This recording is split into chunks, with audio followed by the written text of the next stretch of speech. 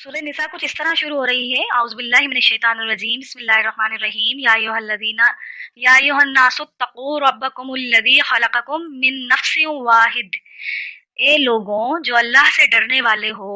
जो अल्लाह का तकवा इख्तियार करने वाले हो, तुम्हें अपने रब के हुजूर डरना चाहिए। ये दोनों बातें इसके अंदर कि डरो उस रब से जिसने तुमको पैदा किया है एक जान से। अब ये जो एक जान से पैदा करने की बात है, इसके मुराद खुसूसी तौर पर जिस तरह अल्लाह रब्बुल आलमीन ने आदम अलैहिस्सलाम को पैदा किया और फिर उनकी पसली से, बुखारी शरीफ की हदीस मुबारक है कि आदम अलैहिस्सलाम की टेढ़ी पसली से हव्वा अलैहिस्सलाम को पैदा किया, और फिर उसके बाद क्या कह रहे हैं, वखलक मिनहा ज़ौजहा, और फिर उस एक जान से, आदम अलैहिस्सलाम की जान से, उनकी बीवी, उनकी साहिबा को उनकी टेढ़ी पसली से पैदा किया। बुखारी शरीफ की हदीस मुबारक है ये। फिर उसके बाद आगे क्या बात हो रही है, वबस्स मिनहुमा रिजालन कसीरन व निसाआ। फिर उसके बाद दुनिया में जमीन पर ये कहना चाहिए अपनी बंदों की कसरत से मर्द और औरत को जमा कर दिया अल्लाह ताला ने, फैला दिए जमीन में, वसअत अता कर दी इनको।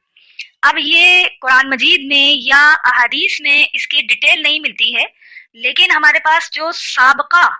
इल्म के एतबार से, यानी कि तौरात, ज़बूर और इंजील की जो तफसीर सही तौर पर की गई हैं, उनका अगर मुताला किया जाए तो उससे कहीं ना कहीं, जैसे तफसीर इब्ने कसीर जो हैं वो अपने कुरान मजीद की तफसीर के अंदर भी इस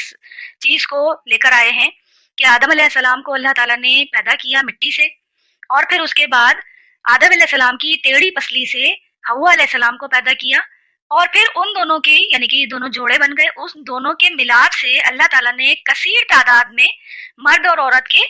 जोड़े फैलाए इस रुए जमीन पर। अब इसका जो फैलाने का जो तरीका था वो तौरात और ज़बूर और इंजील से उसका सहारा लिया जाता है। उसके अंदर इस तरीके से बताया गया है, और किसी हद तक ये हकीकत के करीब भी है कि बताया जाता है कि सुबह के वक्त आदम अलैहिस्सलाम के घर में एक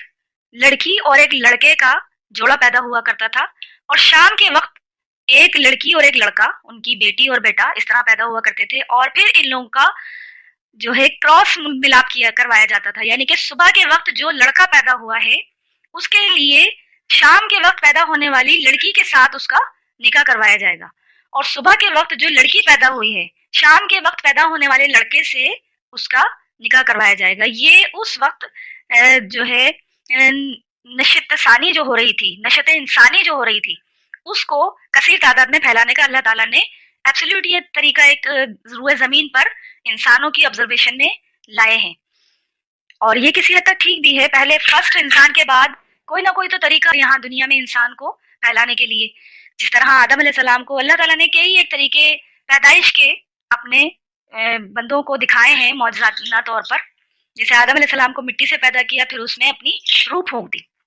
रूह अल्लाह ताला की मखलूक है उस एतबार से,